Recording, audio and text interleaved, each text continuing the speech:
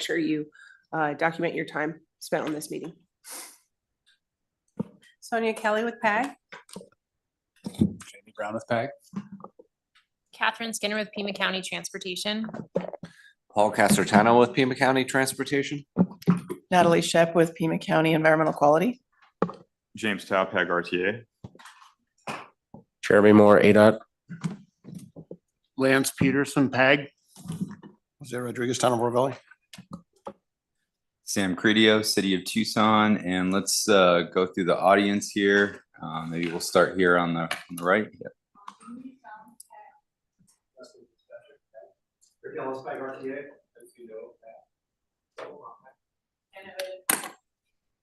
Great, thank you so much. And let's go with the folks online. Let's start with Fausto. Yeah, Foster Burrell, Town of Marana. Jason Bahi, Pasquiyaki Drive. I'm Becca Kamak with the Tucson Airport Authority. Jennifer Hilbert with ADOT. Zach. Zach Thomason with Roadway Asset Services. Great, thank you, Zach. Anyone else online that I didn't call on? All right, great. We will move to item 2, in-kind reporting. Jeanette. Thank you, Mr. Chair. Regional planning efforts are enhanced by recording time donated by attendees, volunteers, and participants. PAG collects data on the time dedicated to meetings and activities to apply for use as matching funds for grants and federal dollars. If you're paid with federal dollars, please let us know now. Time spent in preparation for this meeting will be estimated by PAG staff who are knowledgeable of the agenda and meeting materials. At the conclusion of this meeting, the session report will automatically calculate your time spent in this meeting. Time spent working on PAG RTA initiatives, programs, and special projects may also be eligible for consideration for matching funds. Thank you, Mr. Chair. Great, thank you so much, Jeanette. Let's move on to item 3, approval of the January 22nd, 2025 meeting summary. Have you all had a chance to review the meeting summary? And do you have any questions, comments, or edits?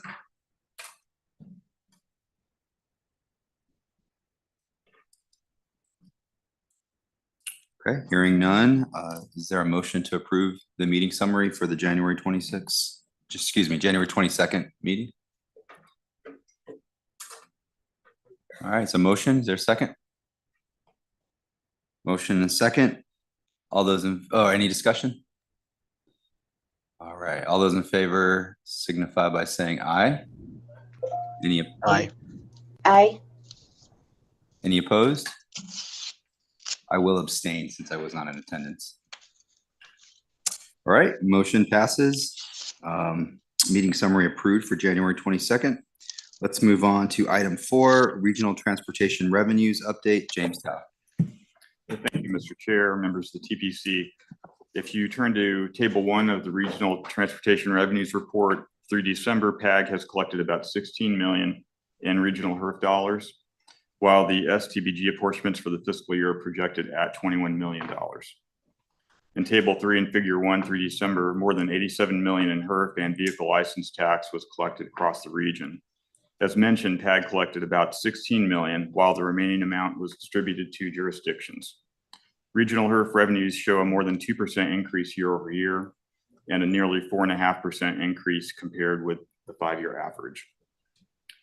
Table 4 shows HERF 12.6 in detail. Through December, we collected $16 million, which is almost 17% more than the ADOT official forecast and 5% stronger than last year.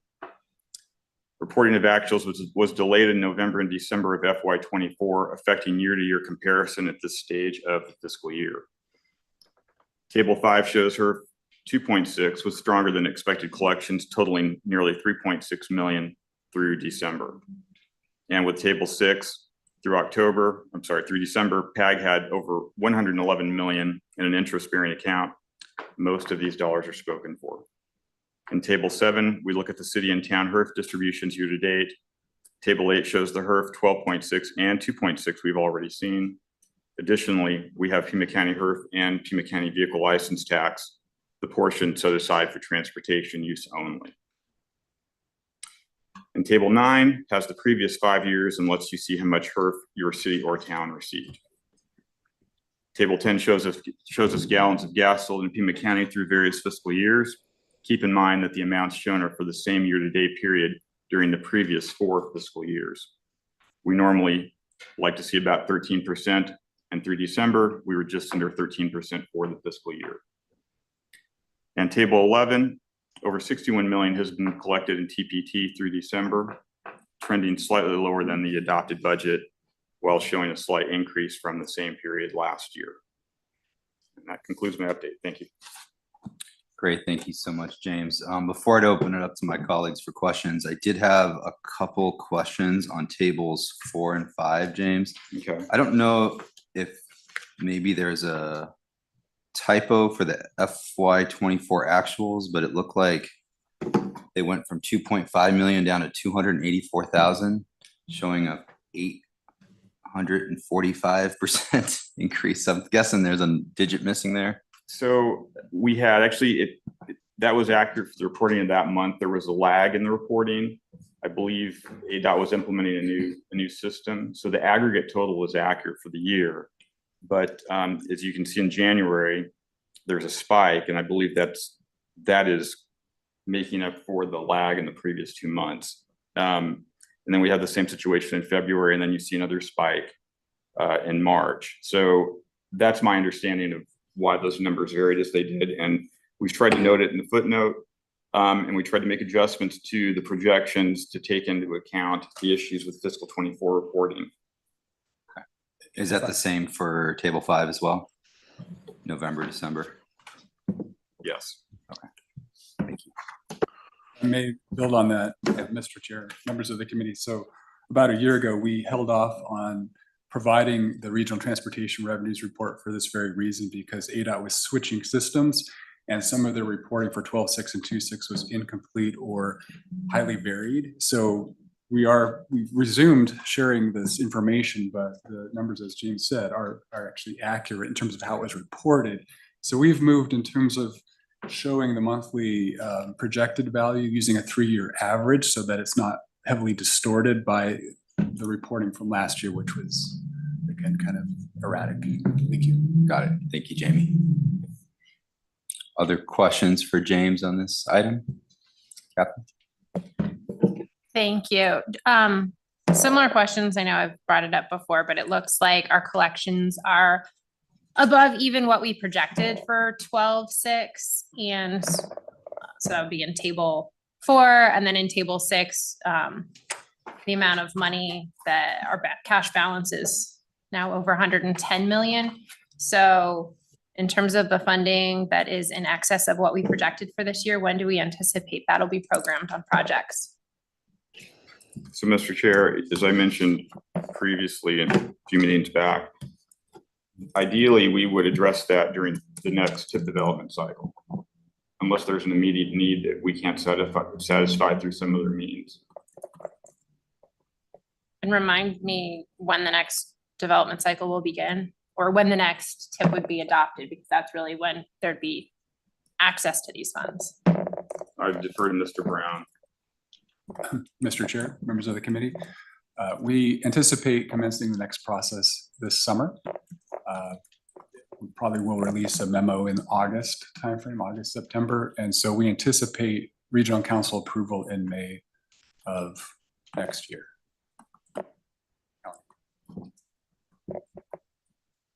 Thank you. Any other questions for James on this item? Any online?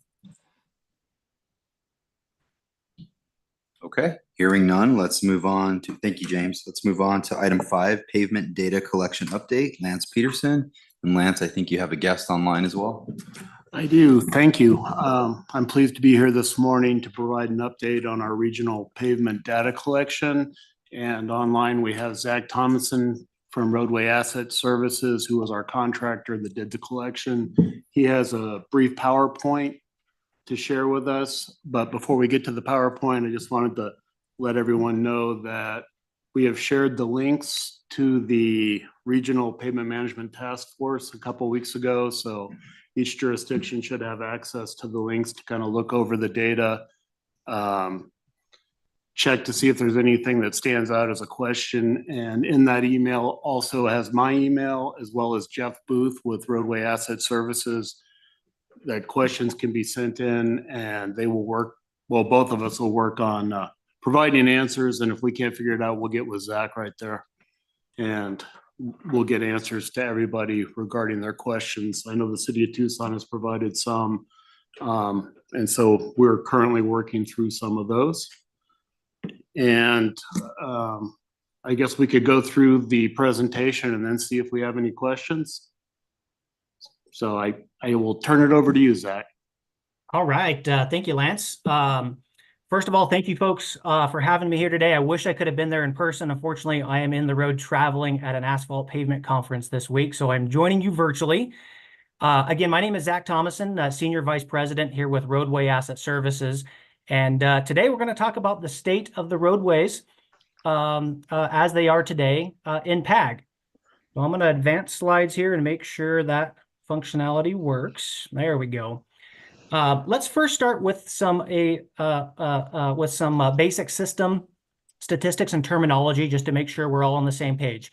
In terms of what we surveyed out there, we surveyed approximately 2,400 linear miles of roadway.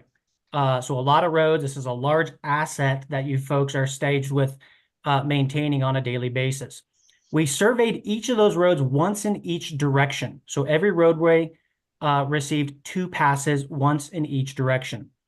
The whole purpose of this assessment, even though we're capturing a lot of detailed data and a lot of different distress elements that I'm going to show you here in the next few slides, the whole purpose is to calculate what we call a PCI score. For those not familiar, a PCI score is a pavement condition index that ranks the health of a roadway on a 0 to 100 scale. 100 is a perfectly brand new road paved yesterday. 0 is an absolutely terrible road on its way back to gravel. Okay.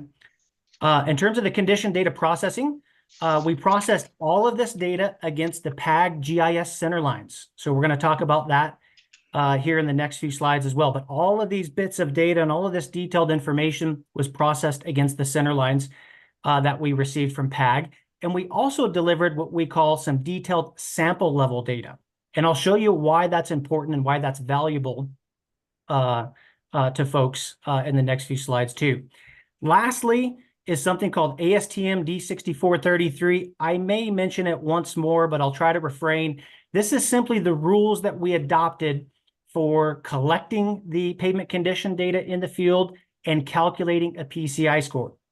D6433 was established by the U.S. Army Corps of Engineers. It is widely adopted across the country and considered an industry standard when it comes to the collection of pavement condition data and the calculation of a representative PCI score. So with that out of the way, let's jump into some of the fun stuff. For those that didn't get to see the van while it was in town, this is one of our vehicles. My kids like to call this our Ghostbusters van. There's a couple different components of this vehicle that I'll point out. The first is that big fin on the back end of the van. That is the laser crack measuring system. It's an LCMS device. Very simply, it is a high resolution camera with laser line illumination. And its job is to measure all the pavement distresses that fall beneath it.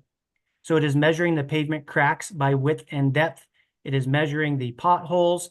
It is measuring the rutting. It is measuring the bleeding of a road, all of those different elements. This device is scanning the road and measuring those features. On the top of the van, you'll see a big boom.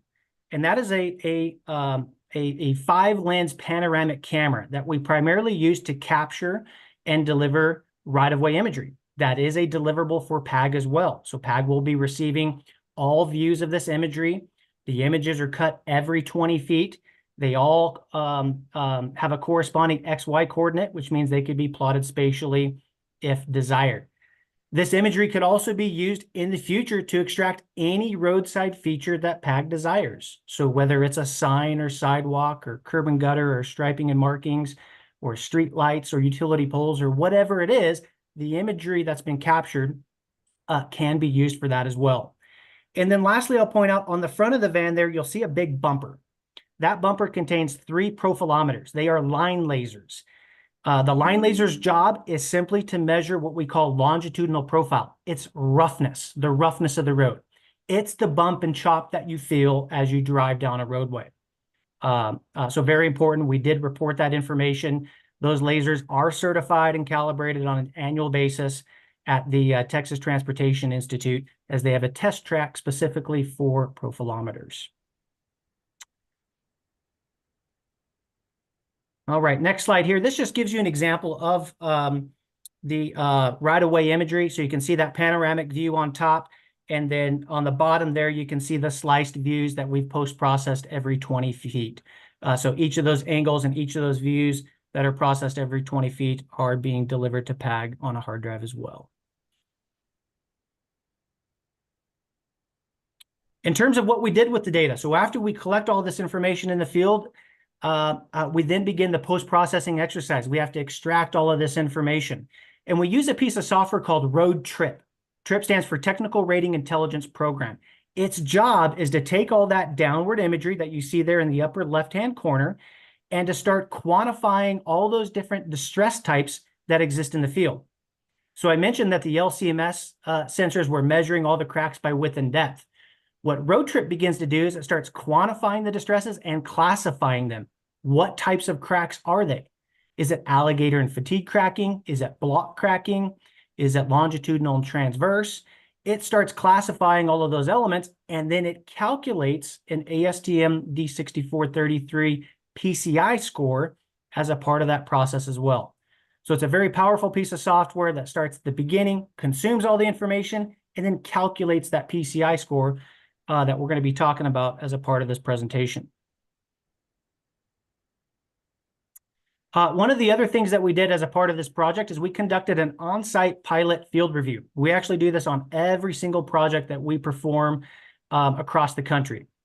We do this for 2 primary purposes. One, it ensures that everyone's interpretation of pavement distresses is the same or in alignment. And if it's not, we discuss the reasons why. Often the reasons why the interpretation of distresses is different is because we adhere to a set rules. That's those rules defined by ASTM D6433. So it allows us to get in the field with member agencies, review the data, and make sure everybody understands what those rules mean and how we use them and apply them in the field. The other thing that we do as a part of the field pilot is we look for intended design features that may impact the condition rating. And there's several different design features that we come across throughout the country that can impact condition ratings. A few of those are brick inlay crosswalks can impact the condition rating. Or in that image you see at the bottom of the screen there, those purple boxes are highlighting a rail line. And a laser sensor itself doesn't care that it's a rail line. It measures the gap in the rail and it says big crack. Well, we have post-processing routines that we can go through knowing this that exclude those intended design features from the condition reporting so that we remove any of that erroneous data that you should not be penalized for.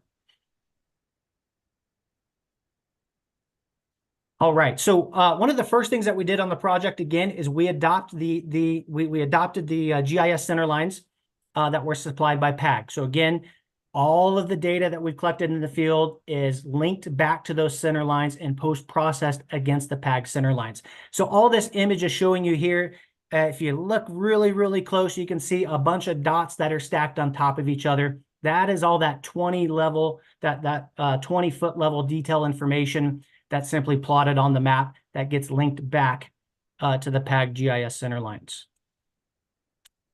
Oh, and there's another image there that you can see where it zooms in a little bit and you can start seeing those dots a little closer in relationship to the map itself. And this is important because everything we do, we live in a spatial world. We want to see everything on the map. It's pretty much how we consume everything that we view and manage on a daily basis now. So every piece of information that we supply is available within a GIS environment. So what you're looking at here, this is a screenshot from the ArcGIS Online map that we have made available to the member agencies. Very simple map here. It's color-coded, kind of like a stoplight. Green is good, red is bad, yellow and orange are those subtle levels in between there. Couple of notes on the category descriptions. Your local agencies may use different descriptions. You may use words like excellent or other terminology, and that is fine. There's nothing wrong with that. The words and descriptions that you see here that we've used adhere to the ASTM scale. Again, they're not written in stone, but these are the standard that is applied through ASTM from good all the way down to fail. So you can see this is a very classic example here. There's a lot of green on the map, but as you look into the core interior of the city as well, that's where you start seeing a lot more red and oranges and yellows as well.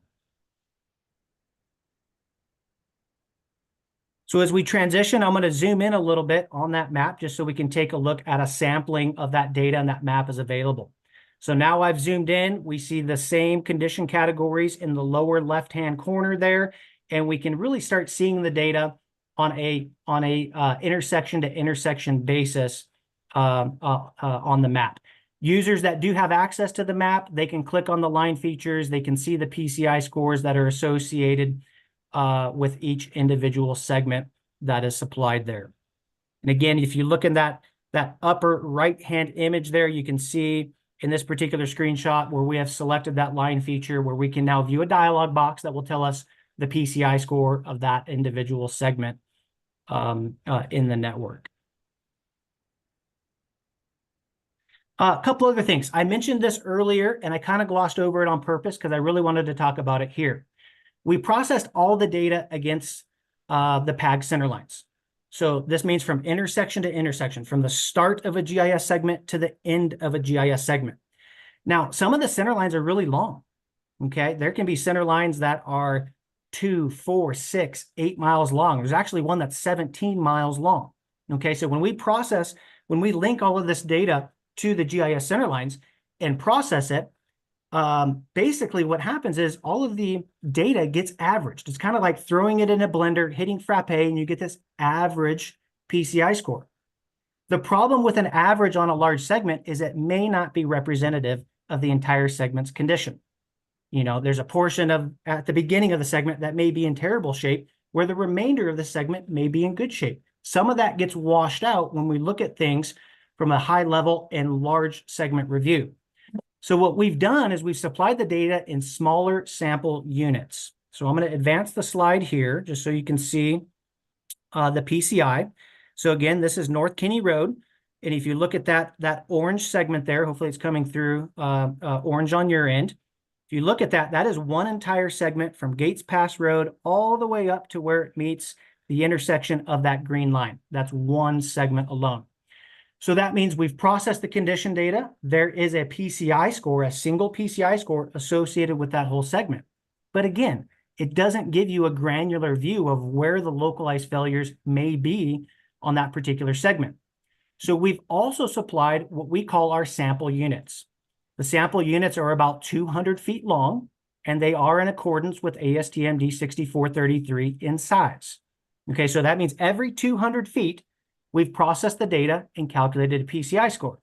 So I want you to watch that orange line, and I'm going to advance the slide, and you're going to see it fade into a series of different colors. So now you can see where the conditions vary throughout the entire length of that segment. You can see some of it is now red in the upper left-hand corner of that segment. Some of it is still orange. Others are yellow. So you can start seeing the variations in pavement condition across this entire segment. We've done this for the entire network, so PAG members do have access to this full sample granular data so that they can really dig in and understand where those localized failures are. All right, let's take a look at the summary data. I'm going to show you a bunch of PCI distribution graphs here and kind of talk through what they mean and what it tells us about a network as well. When we take all the roads that we surveyed in PAG and we plot them up, that's what you see here on this graph. So this is a classic PCI distribution graph.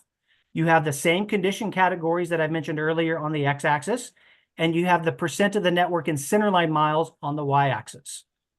The network average PCI score, when we kind of blend them all into a weighted average, is an average score of a 68.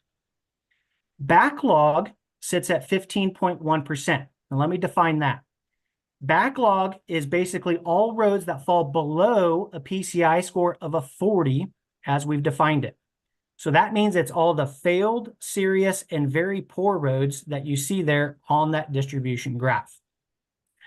Now, there's typically 3 metrics of health that I use to assess the health of any agency's network that we work with throughout the country, whether it's a large city, whether it's a large county, or whether it's an MPO like you folks as well. So the first is the network average PCI score. Again, your average is a 68.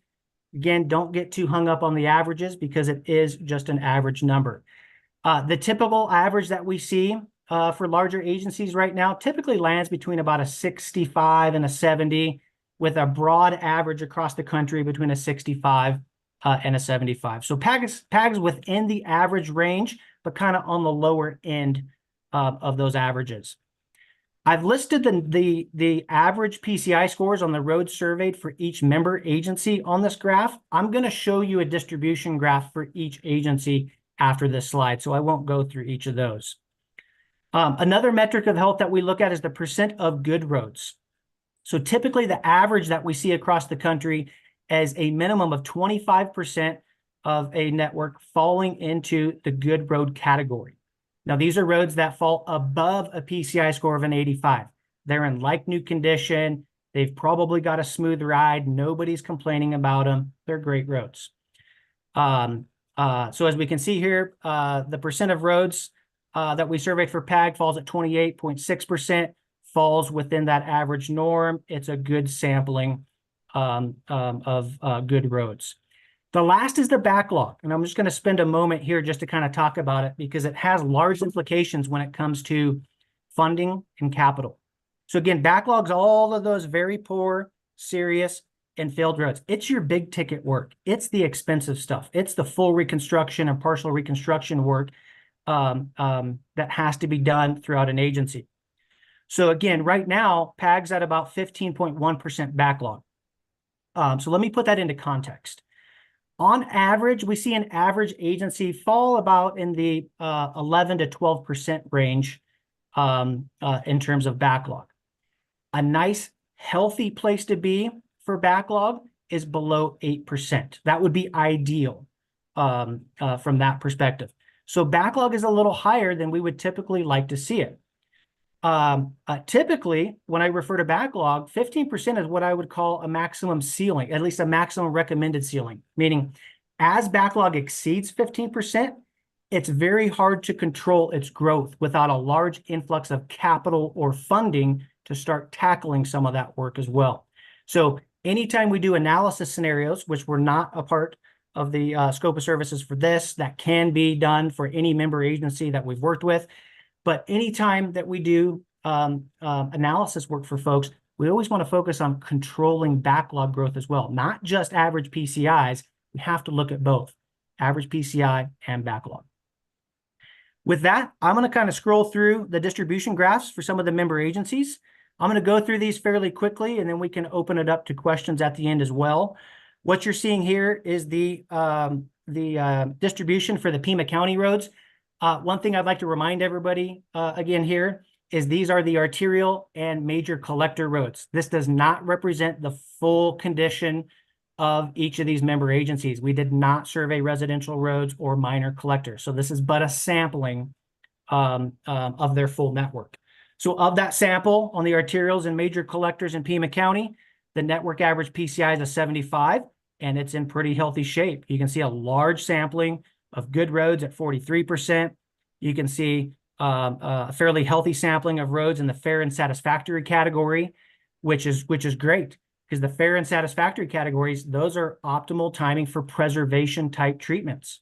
So on an asphalt network, preservation could be any type of lightweight maintenance preservation activity, whether it's microsurfacing or slurry seals or cape seals or chip seals on appropriate roads as well. Something lightweight, cost-effective that preserves, seals up, and extends the design life of a road. Those are the premium candidates for that type of work. Then the other nice thing to see here is we have a small sampling of roads in the poor, very poor and serious. So there still is work to be done, but it's in a healthy, manageable place in terms of the arterial and major collectors. Going to advance forward to City of Tucson, slightly different perspective here and certainly more challenges when it comes to the network. So if we look at the good roads, 15.1% of the network falls into the good roads. It's typically lower than I would like to see for a city the size of Tucson. Typically that tells me there's probably not been enough funding over the last 10, 15 or 20 years, at least to maintain steady state and to maintain the averages on an annual basis. If we look at the left-hand side of the graph, it differs a lot from what you just saw in Pima County. We have a lot more backlog. So you can see the very poor, serious, and filled roads. There's a lot more expensive, high capital work that needs to be tackled in Tucson. So that's definitely something to keep an eye on. Network average PCI is at 56 in this case, with a large sampling of backlog.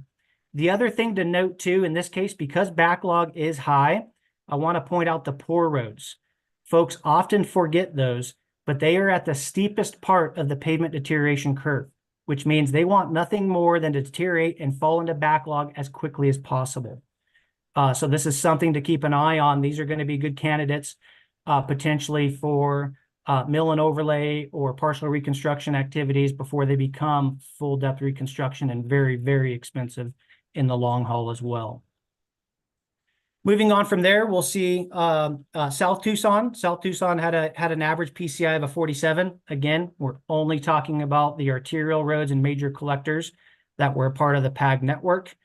So we've got a large sampling here, 46% of the roads that did exist in that category for South Tucson are in the very poor category, with 37% in the poor category.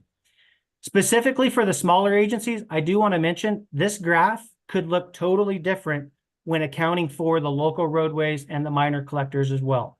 So I don't want anybody to push the panic button or anything like that. This is just but a small sampling for these smaller agencies, and it looks more dramatic when you're looking at a network with less mileage than someone like Tucson or Pima County.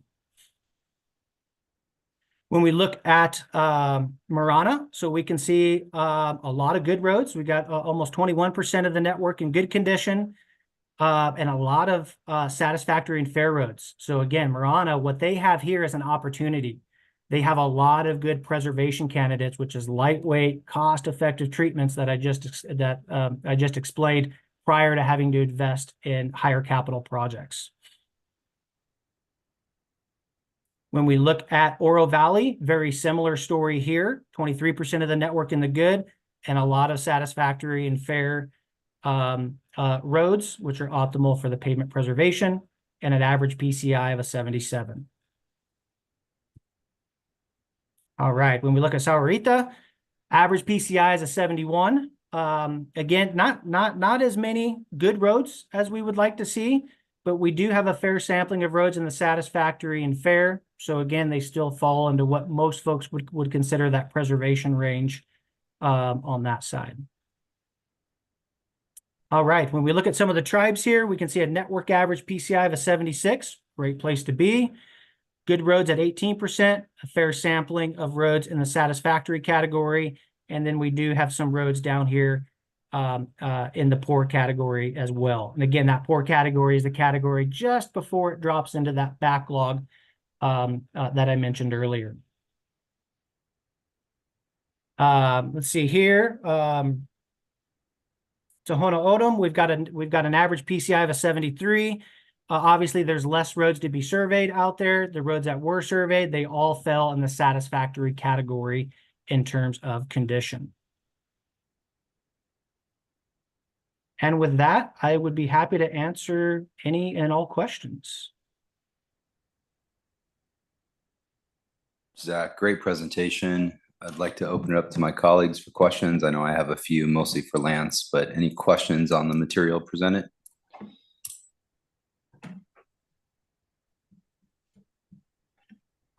All right, well, I'll do my questions.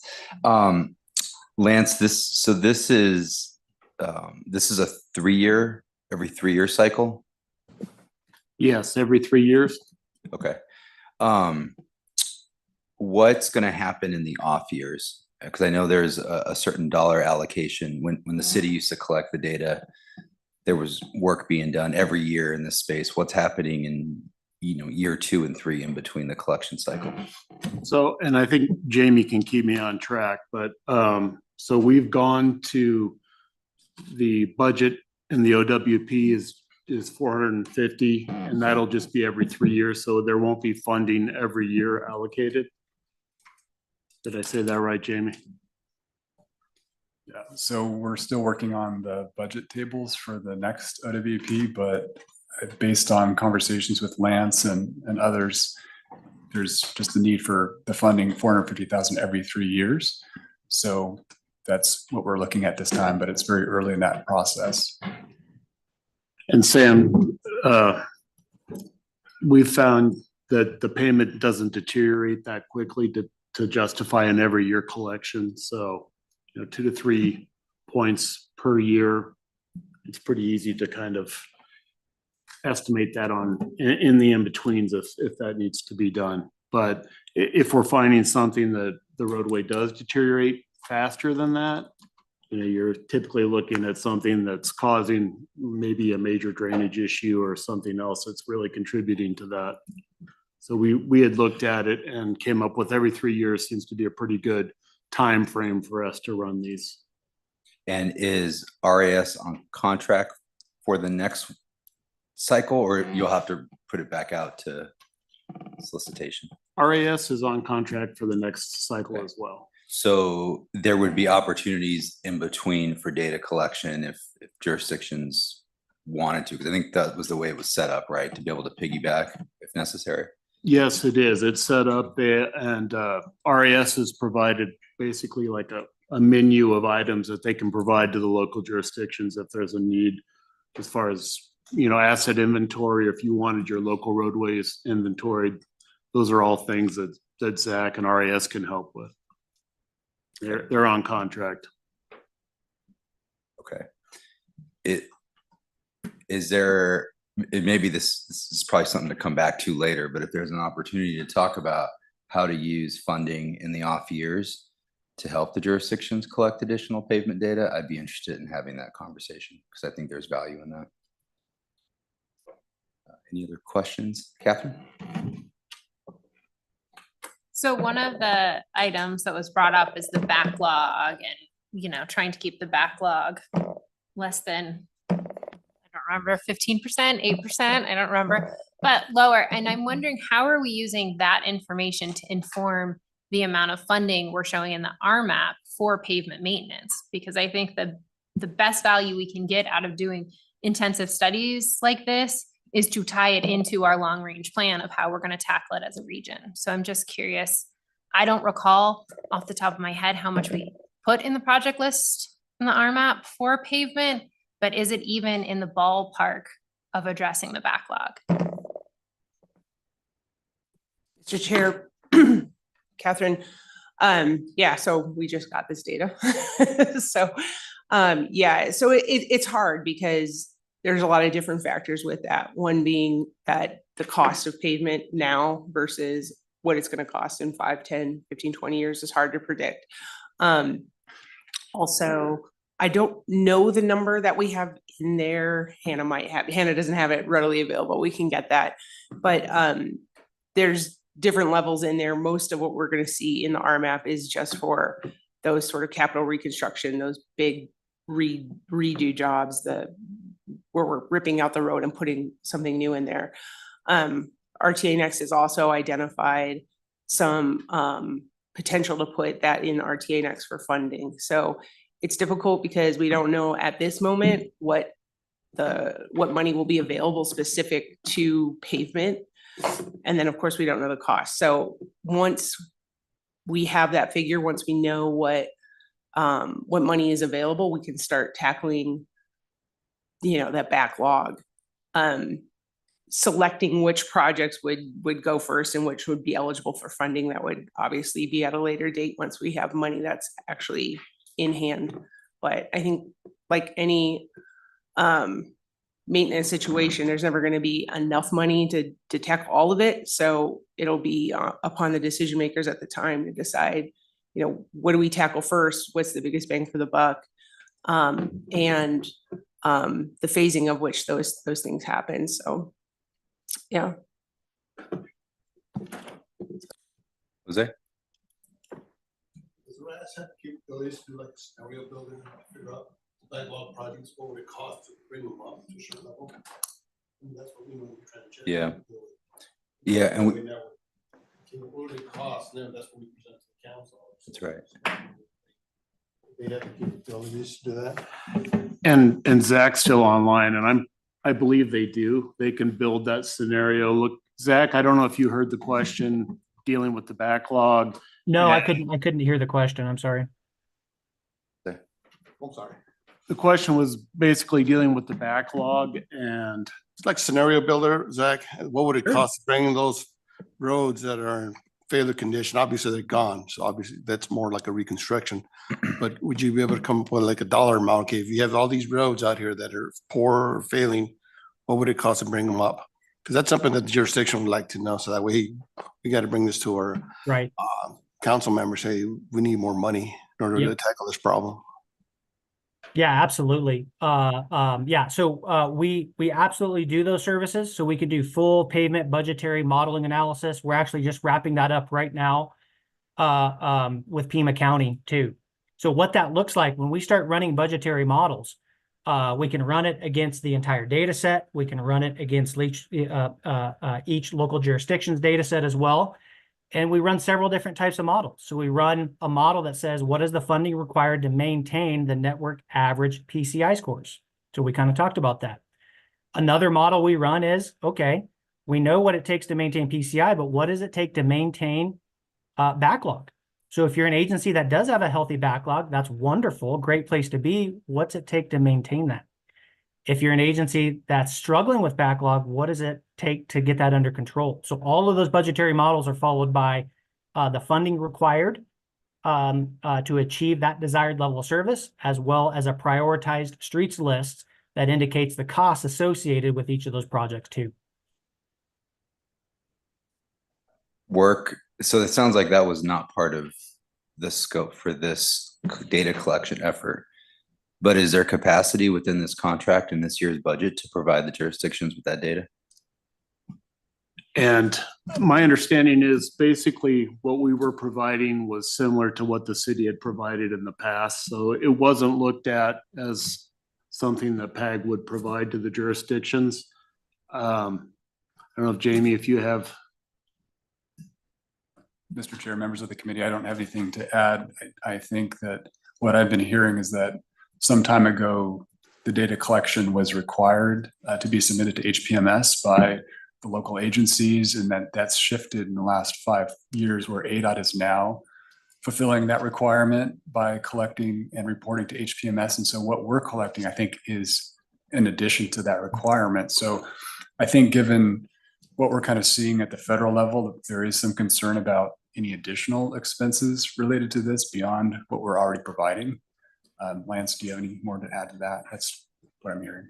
No, and that's right. I mean, ADOT does collect what is required federally as far as our HPMS inspections. So what we're providing is, and ADOT's only doing on basically one side of the road. We're doing both sides. And so we're providing an enhanced data, but we didn't look at providing budgetary information, but it is an option that's in our contract for locally, if there's an interest for the jurisdictions to utilize that.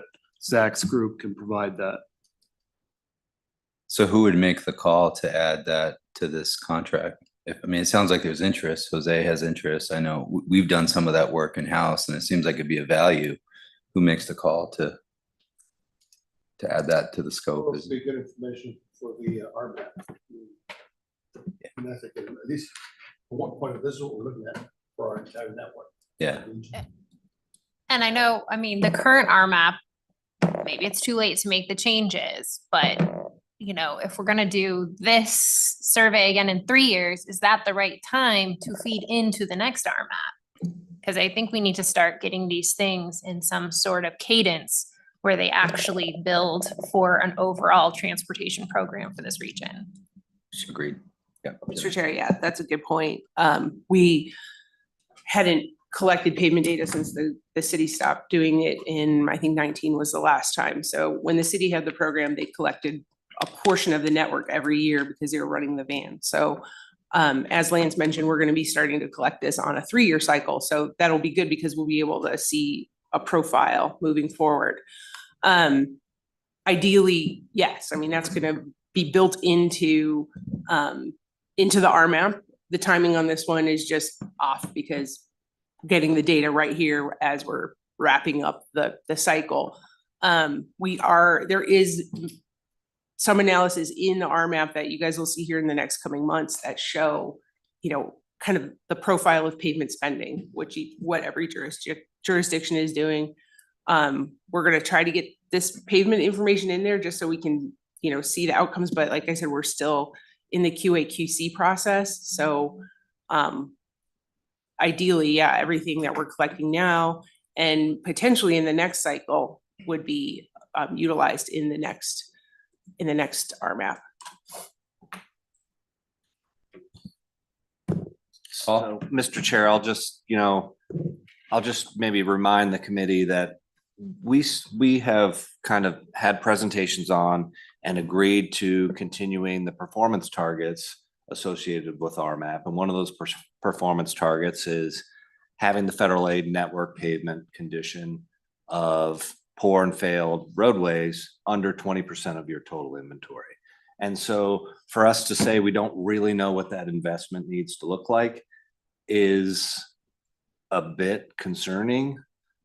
We should at least know kind of what the magnitude of that is. And before we had this level of data at the MPO, there were ballpark estimates that were made with the RMAP task force at the time that kind of gave the task force an idea that you're going to need to invest like $3.5 billion over the life of that particular RMAP at the time in order to get close to this target.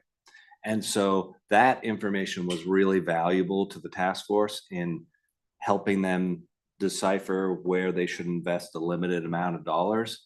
And at this point, it seems like we're flying a little bit blind. And I think there's going to need to be some significant adjustments as we go to the next RMAP cycle so that we don't just put money down on certain activities, not really knowing if that's a good investment, if it's the right investment, if it's the wrong size. So I would really support us going toward using this data as an instrument to help us understand what the investment needs to look like in the short term and over the long term period. Great, Mr. Chair, yeah, go ahead. That's why we collected the data. So yeah, that's the intent. Yeah, and I think what you're hearing from the committee here is there would be some value in doing maybe not full-blown scenario building for every jurisdiction, but being able to come up with some costs to assign to future planning efforts so we can, have some sense of how we can allocate our constrained resources. Yeah, absolutely. I see Fausto online has his hand up. Fausto? Yeah, hi, Mr. Chairman. Apologies, but there's been an item that's come up that necessitates my need to leave the meeting. I have asked Dan Grossman, our CIP process analyst. He is attending currently, but he is not a panelist. But I just want to let you know that I need to step away. Can we promote Dan to a panelist so he can participate?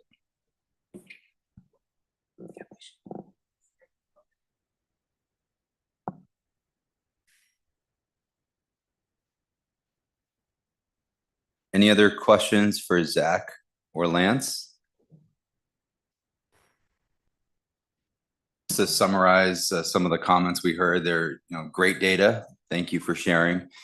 There's definitely some interest in the jurisdictions to see some additional work done with this data, especially in terms of scenario building or modeling on what sort of investments we need to make to improve our pavement network over time.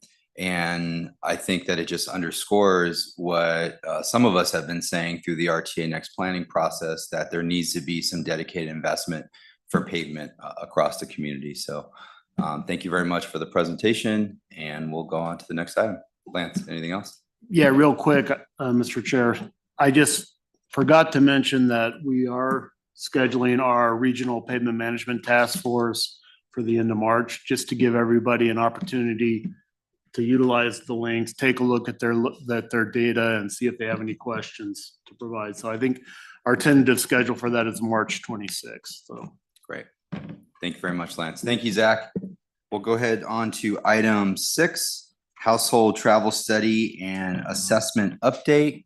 Unemi and Jalbo. Good morning. I will check whether I can, okay, great. I'm Yumi and I'm pleased to talk about the household travel study and assessment.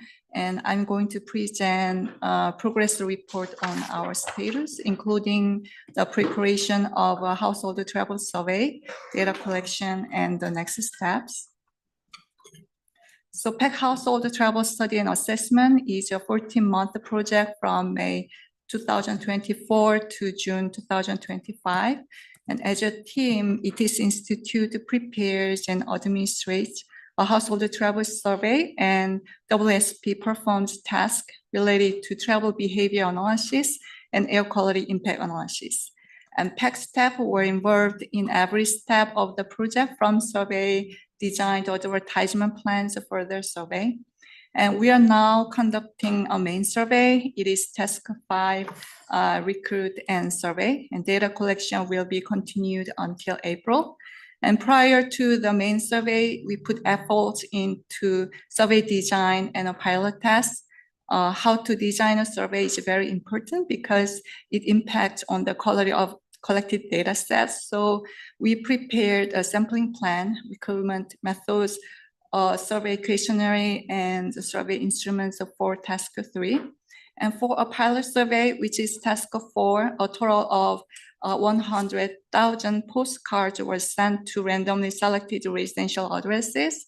And the target number of data set was 100, and we received 107 complete data set with 238 persons. So the pilot test was helpful for the ITIS Institute to identify any issues with the survey questions, scheduling processes, or software integration so that they can prepare smooth rollout of the full-scale survey. And I will show you the recruitment methods for the survey. The first one is a postcard. We design a postcard both in English and Spanish. We send it to randomly selected residential addresses. People who receive the postcard can get information on how to participate in the survey, a call center number, and a project website address for more details. And here is a microsite. The web address is pacreason.com/study, and it has more details about the household travel study and assessment. So people can check the purpose of the survey and the ways to participate. And it also includes QR codes of a travel survey app, frequently asked questions section, contact information, and live chat support. And survey participants can answer survey questions through a travel survey app, an online web app, or by using a call center. And the travel survey app installed on participants' phones records 24-hour travel diaries on a selected weekday. And on the left side, here are the snapshots of the travel survey app and web app. And the travel survey app and web app are available for both English and Spanish speakers, as I mentioned. Also, you can download the survey app for Android or iPhone. And currently, the main survey is underway. We collected more than 1,800 complete data sets by January 2025. And our target is the complete data sets of 5,000 households. And for college students, the PAC and ITIS Institute have been communicating with the University of Arizona and Pima Community College for recruitment. And for the survey advertisement, ITIS Institute utilizes social media ads and TV news to raise awareness. TV news about the survey aired on Kagan Tucson Morning Blend in early February. And this would help people recognize that the travel survey is official, increasing their participation. The remaining tasks are the recruitment and survey, review and analysis, and documentation. For recruitment, we plan to utilize travel reduction program efforts to boost the participation of our survey. We are preparing to send invitation emails to the TLP survey participants. And after the survey result will be reviewed. Travel behavior based on the travel result will be analyzed, including comparative analysis of the changes in travel patterns between 2009 and 2024. On air quality analysis will also be provided, and we will discuss the survey results with the peers before finalizing the survey results. The final product includes a report survey data set with a code book and a user's guide, and we will request any codes developed by a consulting firm for the further data analysis. So if you have any questions, I'm happy to answer for them. Great, thank you so much for the presentation. Any questions on this item? Catherine? I just wanted to make sure I understand, are we looking for 5,000 samples in the agenda item? At one point it said 5,000 samples and another, it said 4,200 households. I didn't know what the ultimate number of. We ultimately wanted to collect 5,000 households. Okay. Yeah, and we sent 100,000 postcard to collect the 5,000 households. Yeah. Mr. Chair. Yes, please. Ours is the target.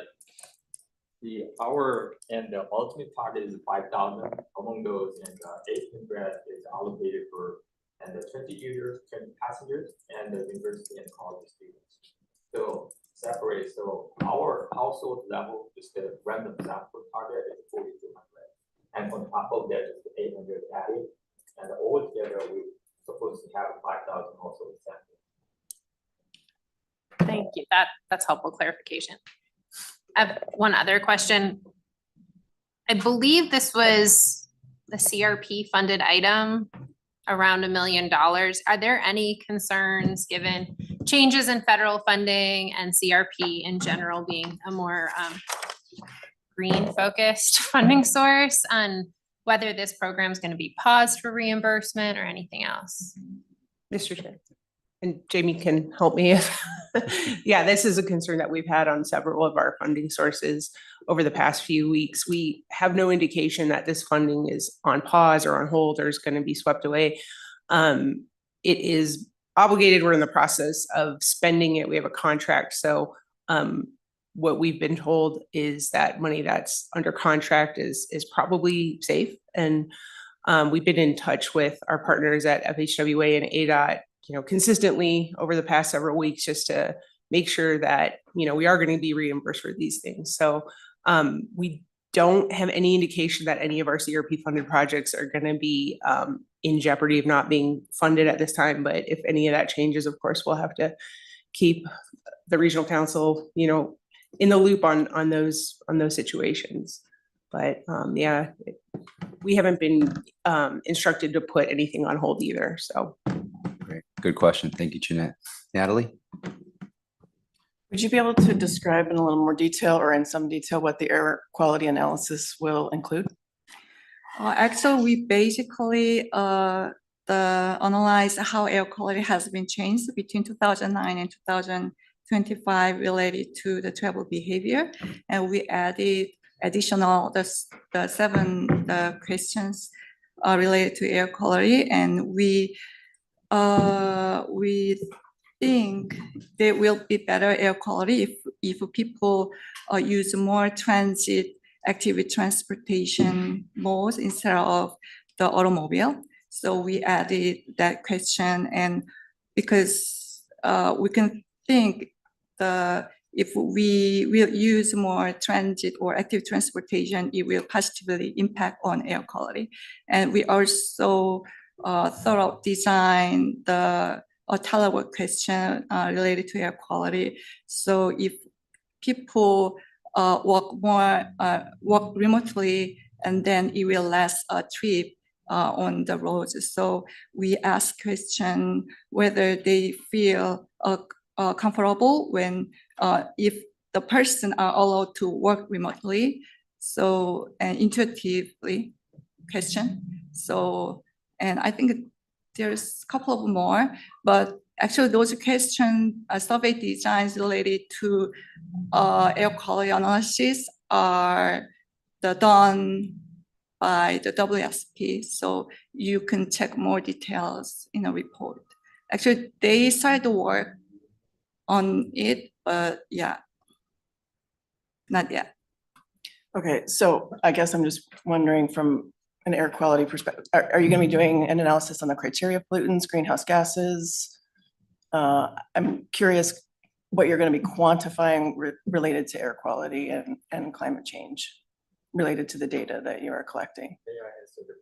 Yes.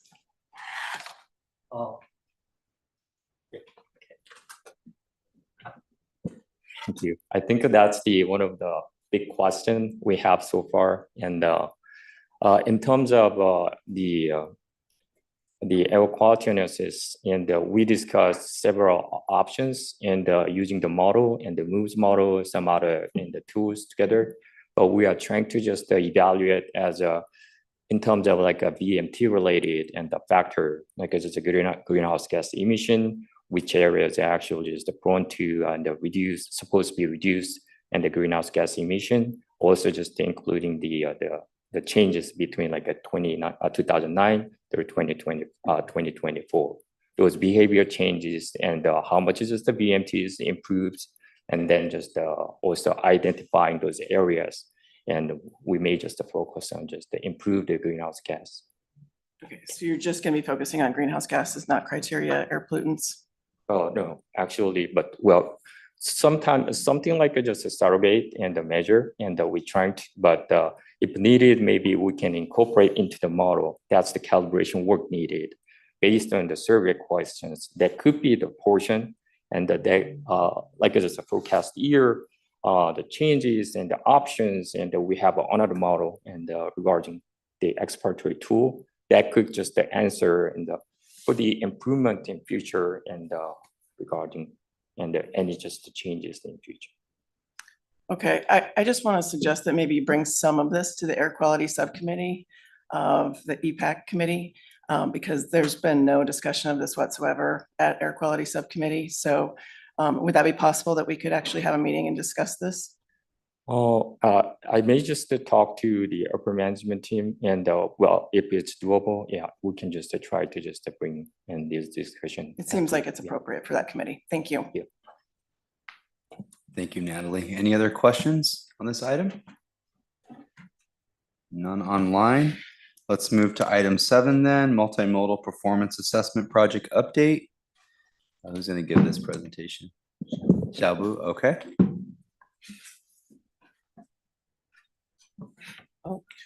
Good morning, Mr. Chair and committee members. Thank you all for your attendance. So today I would like to give an update on a project we have been working with U of A. So the title is multimodal performance assessment, as you can see from the title. So for today's presentation, I would like to divide it into 5 parts. The first one is the project overview, and followed by the project management plan and schedule. Also, I will introduce the literature review we have conducted. And also for the performance measure development, we have 3 parts. The first one is transit, second one is pedestrian, and the third one is micromobility, including a bike share and e-scooter. And finally, I will talk about the ongoing tasks we have.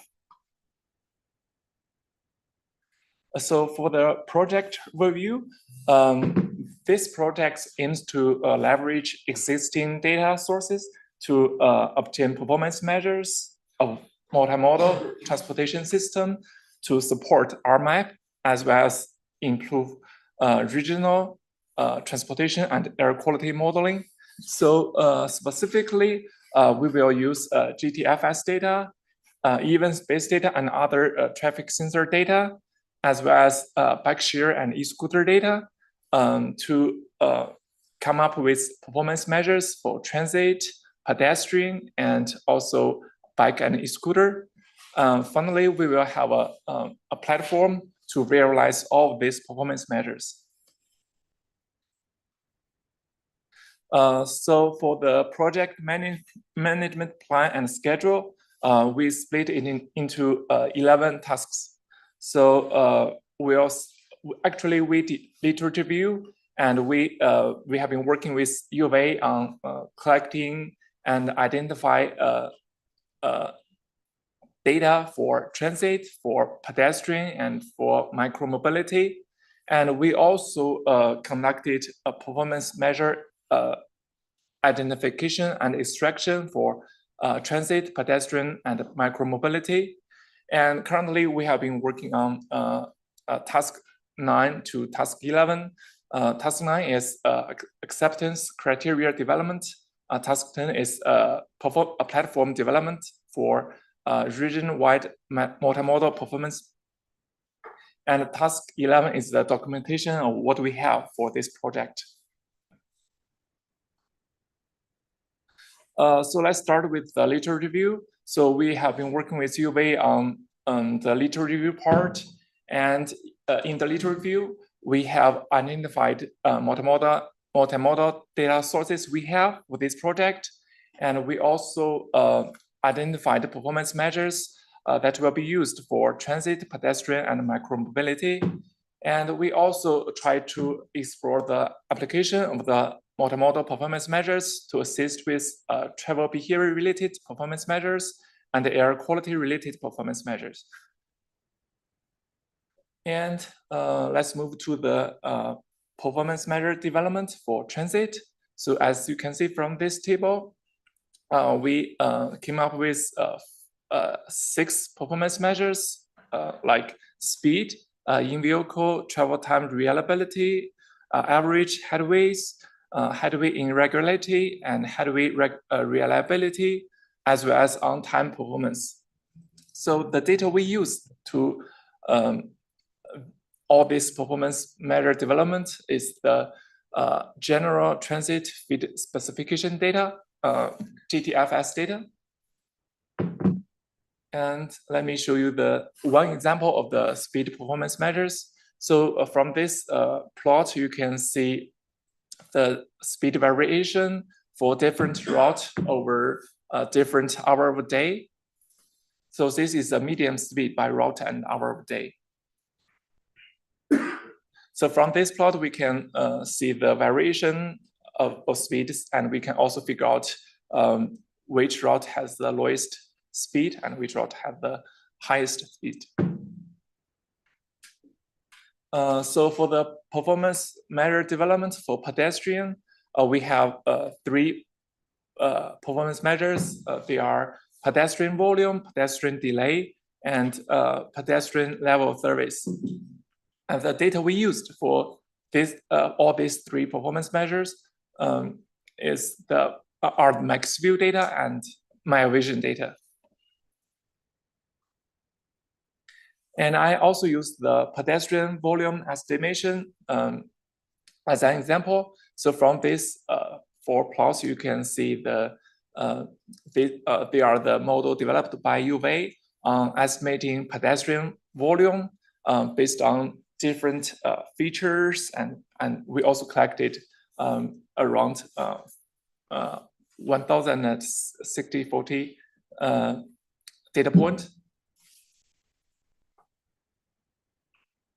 And for the performance measure development for micromobility, so we investigated the system level vehicle utilization rate, geographical vehicle utilization rate, and geographical vehicle availability rate, as well as geographical vehicle coverage rate. So the data we used for all these performance measures is the general bike share feed specification data, GBFS data. And I also used the geographical vehicle coverage rate as an example. So you can see from all these 5 plots, we have the different vehicle coverage rate over like different time period, like before AM peak, midday, PM peak, as well as after PM peak.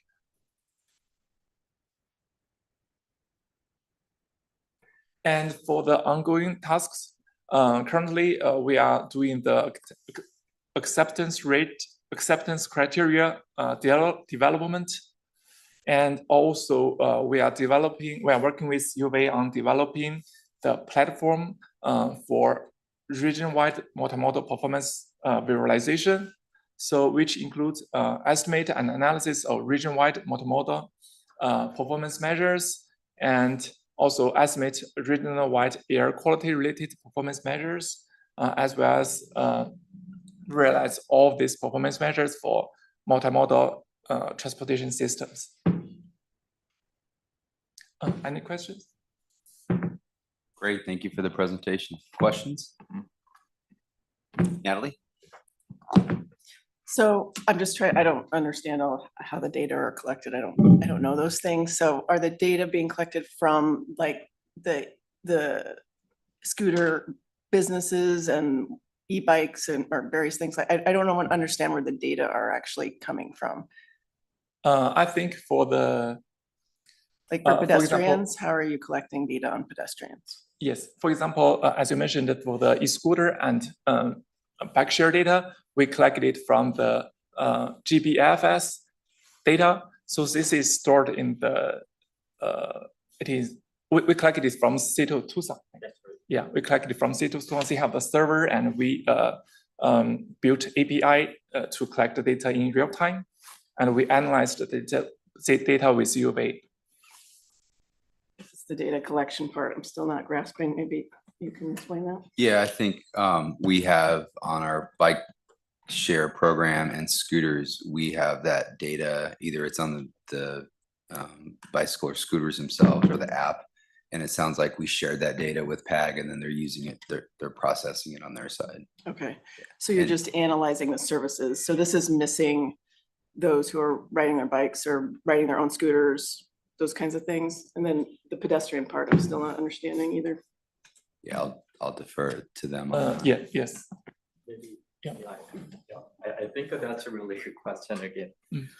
Yeah, because of all the data and available through just the Pima County Maui Vision Sensor, we have a nice more than 100 intersections, and the MaxV data now actually changing to kinetic signals, and that's new, and the ATMS. But those data and is based on just the event-based data, which means that when you just push the button of at the signal location, and for the pedestrian, will detect that and just the counts. Then here just the Xiaobo Dr. Ma actually shared in one of the model, and we applied just machine learning algorithm model to estimate actually just the number of pedestrians just crossing. So how long it's gonna take, what's the waiting time, and then how many counts, and relevant to the how many just the pedestrian counts, something like that. Okay, thank you. Paul? Thank you, Mr. Chair. So I guess I would encourage you to make sure that you're touching base with the jurisdictional practitioners as well, because we use MyoVision and traffic signal data for our own purposes. It would be kind of nice to make sure that we can kind of join that with what you guys are using it for, and as well as the other data being collected here. And then I didn't really hear much connection, but I would expect there would be a connection with the Regional Active Transportation Plan and some of the recommendations that we're going to see coming out of that plan. I would expect that this kind of data and analysis would inform what kind of investments we might see within that, profile of, an infrastructure bike lane to more investment in ride share or bike share or other types of active transportation stuff. So more of a comment than anything, but we'd love to hear a little bit more and have more dialogue with you about this. Thanks. Thank you, Paul. Anyone else? Anyone online? All right. Thank you very much for the presentation. Thank you. Yep. We'll move on to item 8, update on the regional active transportation plan. Hannah? Hi, thank you, Mr. Chair, and good morning, members of the committee. So for this item, I'm just going to provide a brief update on the PAG Regional Active Transportation Plan, or the RATP, that is currently underway with the project consultant, Kinley Horn. So we have been working closely with the consultant on plan development. As a reminder, the RATP working group met last month on January 13th, and the consultant reviewed the draft methodology for the priority corridor selection, and we received feedback from the working group. So the consultant will review the results with the working group at the next technical working group meeting. We did just receive draft results for 3 strategic network packages that we discussed at that meeting. So these packages focus on maximizing needs-based connectivity, maximizing accessibility, and maximizing safety. So the final priority corridor package will include components from each of these, as well as an air quality analysis. A key deliverable of the project is an active transportation toolbox, which is meant to serve as a reference to jurisdictions for potential active transportation treatments, depending on the context. So the draft of the toolbox was sent to the working group for review last week, and we hope to get any feedback by March 7th, so we can incorporate that into the final document. We are also finalizing the methodology document for the analysis done to date, so that can be distributed to the working group as well. Lastly, the next phase of public outreach is anticipated for March, with the final project completion date by the end of the fiscal year. We do anticipate an update from the consultant to this committee next month, and another technical working group meeting next month as well. All right, so this concludes my update, and I'm happy to answer any questions on this item. Great, thank you, Hannah. Any questions on this item? Paul? Thank you, Mr. Chair. So I do have awareness of the toolbox and cracked that open, haven't really gotten through it. We have staff looking at that, and we'll be providing feedback on that. I'm a little bit more curious about the 3 strategic network packages, and don't really have much familiarity with what those look like, what the scope and scale of those are. How do we get more information about that? I mean, certainly we'll talk with staff about that, but that hasn't really been in the orbit of the discussions that I've been having with staff. It's been more about the toolbox itself, and then the public outreach stuff as well. So maybe you could spend another minute or so on the packages and how those were developed, and what we might expect to see from those. Sure, Mr. Chair, Mr. Casertano. So yeah, as I mentioned, so there's preliminarily 3 strategic network packages. So the maximizing needs-based connectivity focuses on high priority network areas with high active transportation propensity and limited travel options. The maximizing accessibility, that focuses on the high priority network on reaching the maximum number of people across the PAG region. And then maximizing safety, so that's the focus, focusing the network on addressing data-driven perceived active transportation safety issues, looking at what's perceived and what data we have on safety. So analysis was run, so there was different weights, kind of number of different categories, different weights given to these, which we discussed with the working group last month.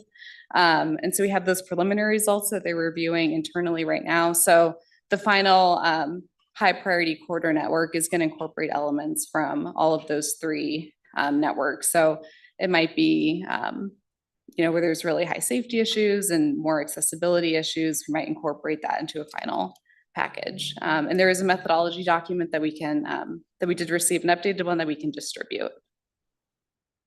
So can you maybe spend a second, and I don't know if this is a question that's more for Jeanette and the director level, but I guess my concerns are if we see the 3 different network packages that are being explored now, and then a decision on which hybrid version of those becomes the recommended network investment package.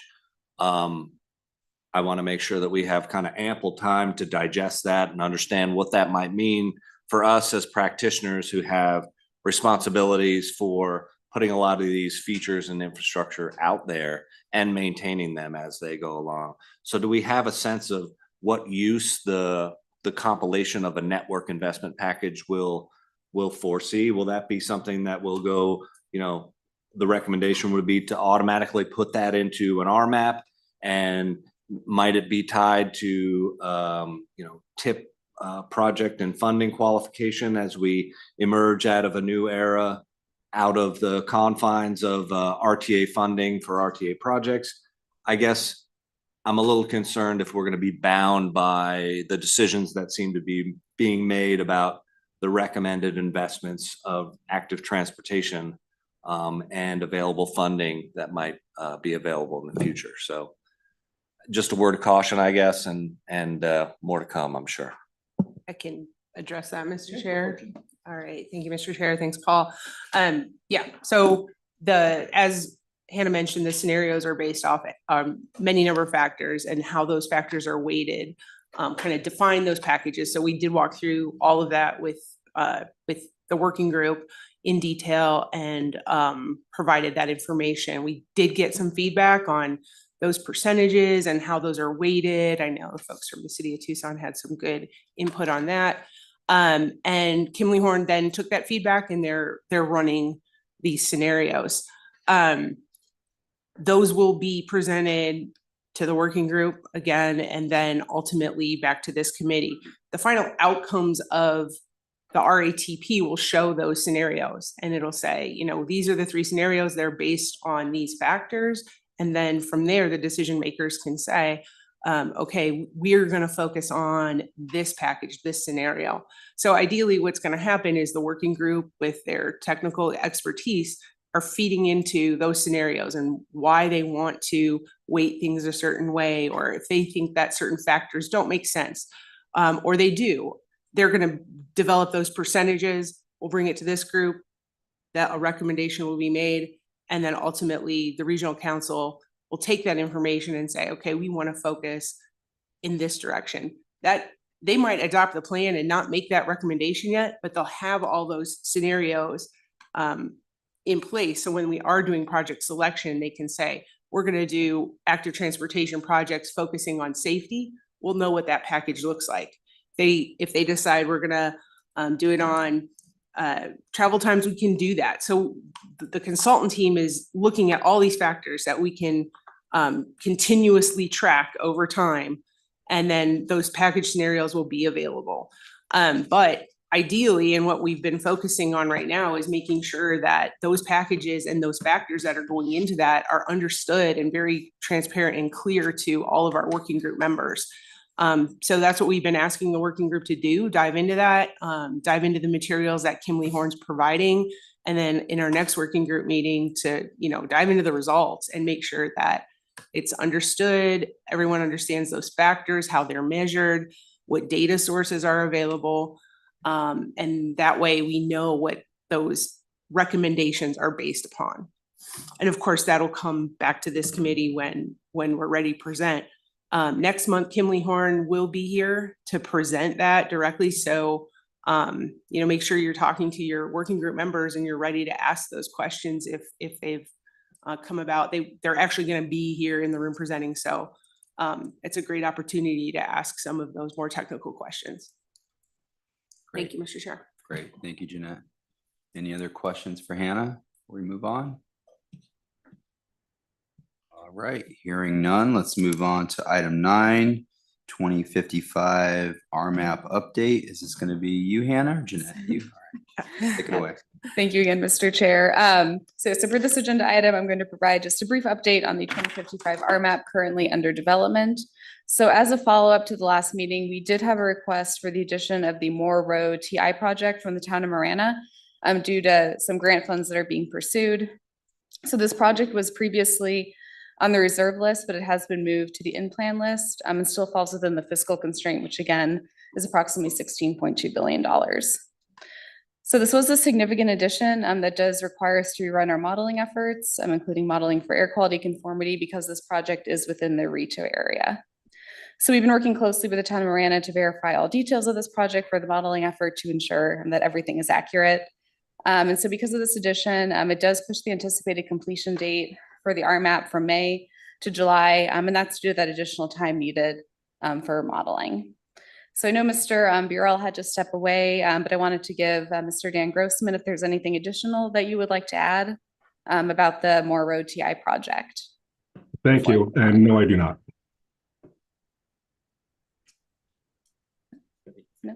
Okay, thank you. No, I do not. All right. Oh, okay. Thank you. First time didn't work. Thank you. All right. So, yeah, so again, that does affect our anticipated completion date. But other than that, we are currently busy drafting the document internally. As Jeanette mentioned earlier, we're going through the QA/QC process, and we'll incorporate the modeling results when they are complete.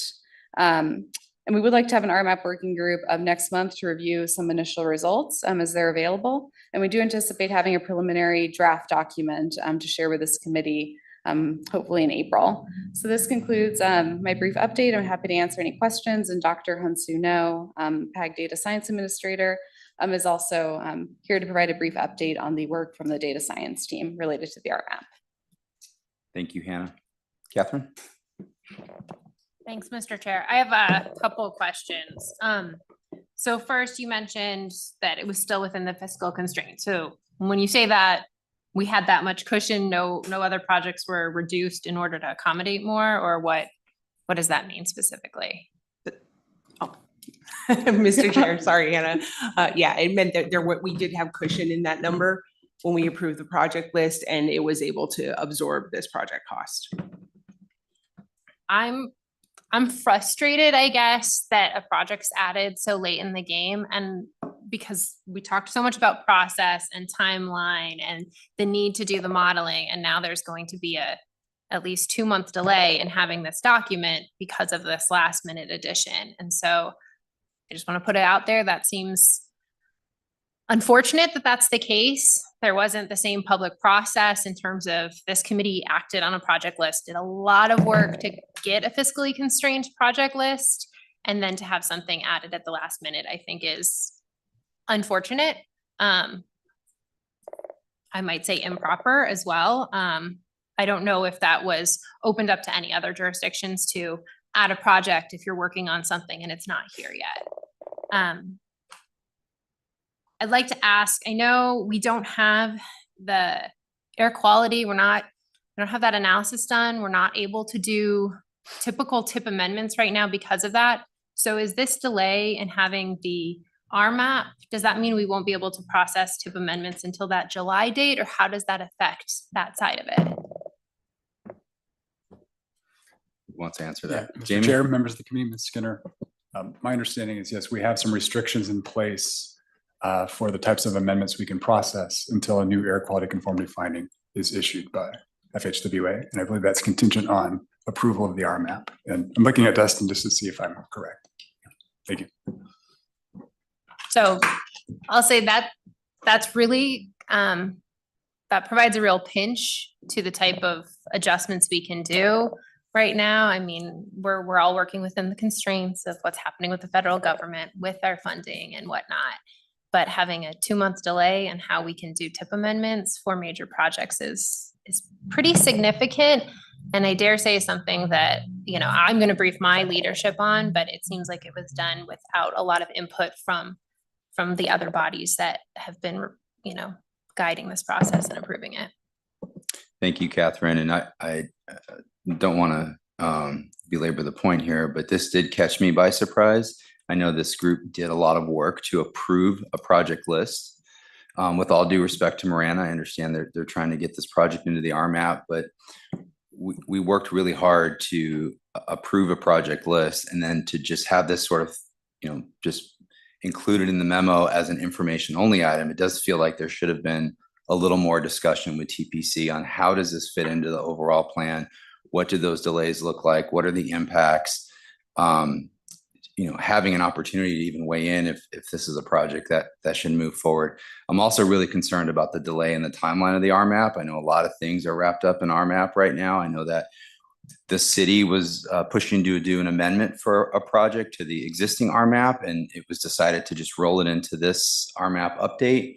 I'm very concerned about the delay, because if there's any other delay, it's going to potentially delay our ability to apply for a federal grant, and that is unfortunate. So this is an information only item, but I do think it's unfortunate how this was just brought to us without a whole lot of discussion. Any other questions, comments on that item? let me ask this, is there an opportunity to catch up to the May time schedule? Mr. Chair, it could probably be done by June, but the regional council doesn't meet until July. And that's why, we're kind of in this limbo. We actually received 2 requests to add projects. One was the Saurita project that we talked about last month to do or we talked about it with the management committee, to add the Zoo Road. And that was decided to move forward, even though it was after the fact. That one, I believe they do have funding, and the town of Saurita can speak to that specifically. For the Moore Road TI, Marana approached, Fausto did mention it at this meeting last month. We advised him to have his leadership put a request into our leadership to add that project, and they provided the data and rationale for doing that. That decision was made shortly after that meeting to go ahead and add that because it did fall into that fiscal constraint. The reason that they did that was because they did put in for a raise grant. That deadline was, I think, a week after this group last met. So because they did put that raise grant application in, should they receive that funding, we'd have to go through a whole amendment process. We are always trying to make sure that every jurisdiction's request for federal grants are accommodated within the process to the best of our ability. The timing is not always easy, but we would be in a much more difficult place should they get that grant and we have to fold it in. Fortunately, when we created the project list, we did have a little bit of a cushion. That was mainly intended to accommodate should some of these projects go out to bid before the approval of the plan. There's a little wiggle room if we needed to add some money onto some of those projects, which we also had to do in a few circumstances. So although it's a process that we stick to and we have to go in certain steps specifically to accommodate the data science team so that they can, push the green light and go on their modeling efforts. We do our best to try to accommodate folks, especially when there are federal dollars that are, potentially on the line at that moment. Like I said, it's not an exact science. It's not a perfect process, but our intent is always to help our jurisdictions bring in as many dollars to the region. So we'll continue to move forward. Data science team has worked closely with Marana and got the line work in and are moving as quickly as they can on the model.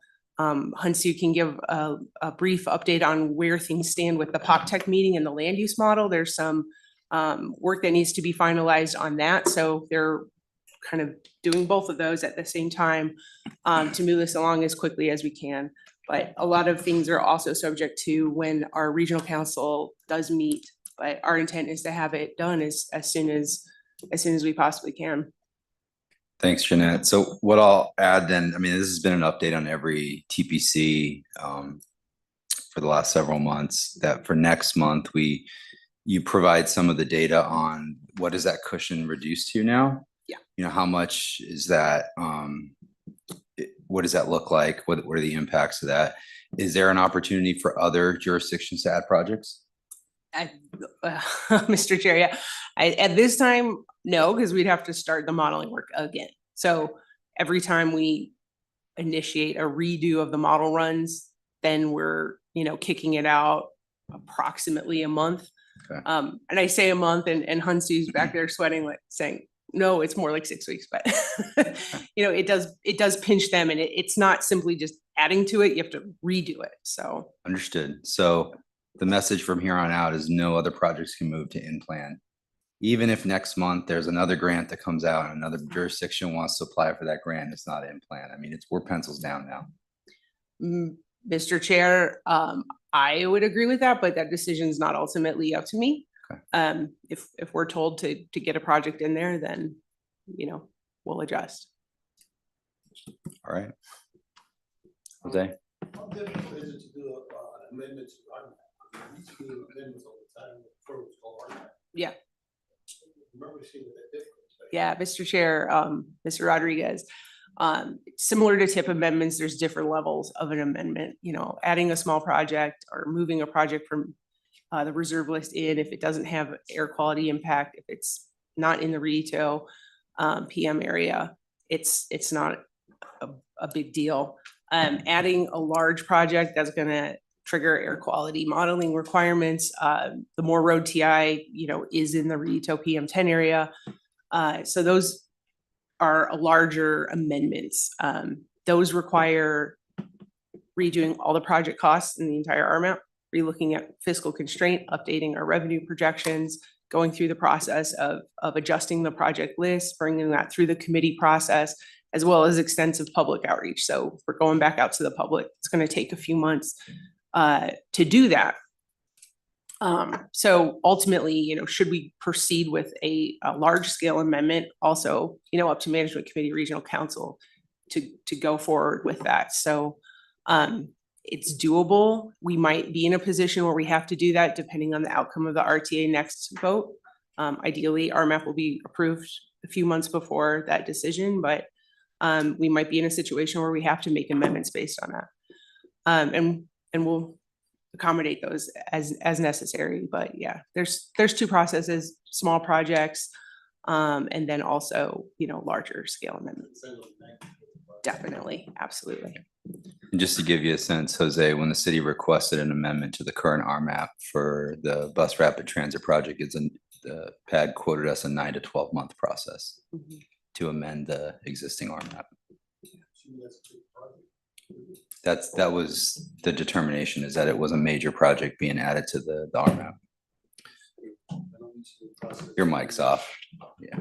It's a process of amendments on what it used to be that back then it was the RTP, Regional Transportation Plan. I just don't recall seeing it that difficult to do an amendment. Because I know the county thing, they had a project coming in that was a Swan Gate or something like that. To do with the federal, David Mountain Air Force Base, and they got processed right away. So I'm just curious. Mr. Chair, Mr. Rodriguez, there's a lot of different factors. One is if project is coming to the table with money in hand, right? So that's a lot easier to accommodate. There's a lot of data, supporting data that we need to run the model and to do the analysis. So when we get that information in hand, also impacts that timeline.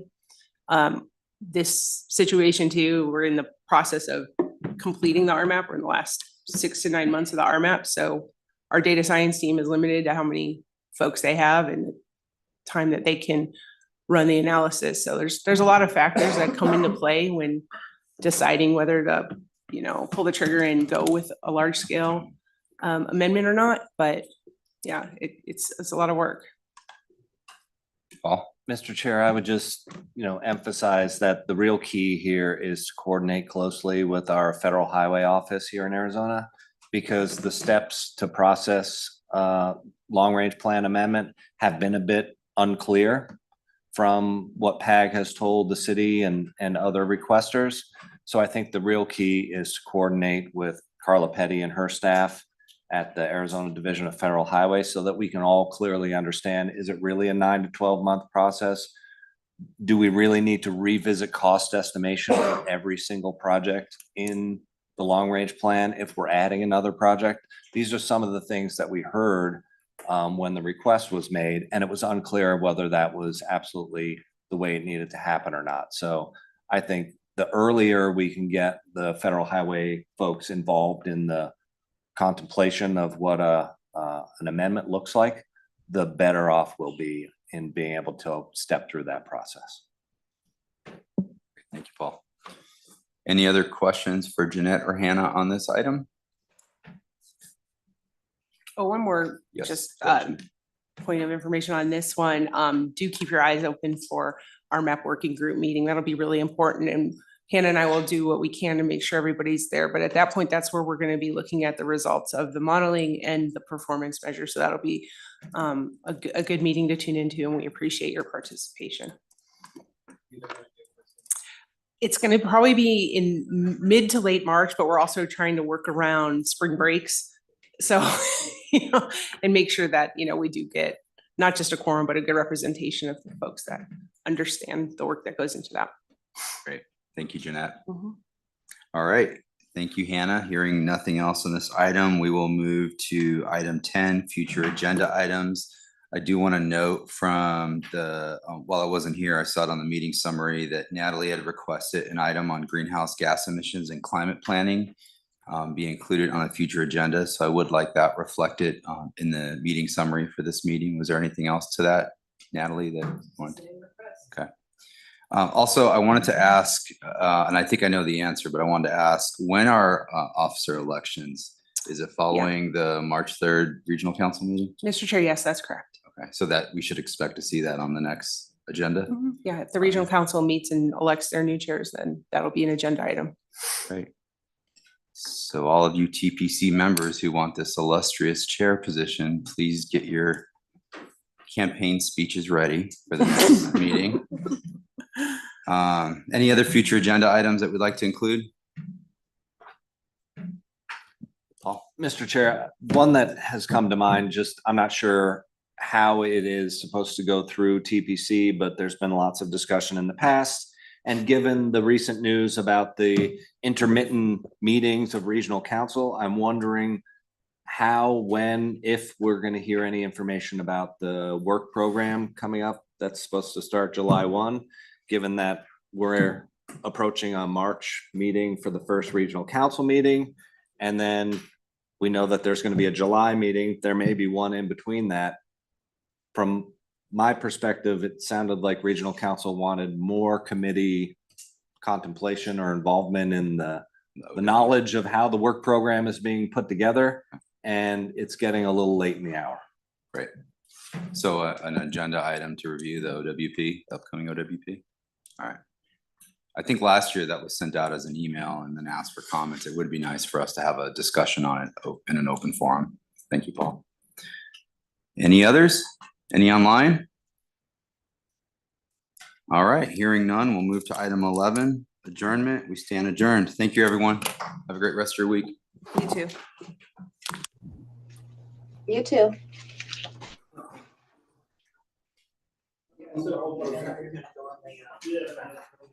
Sorry.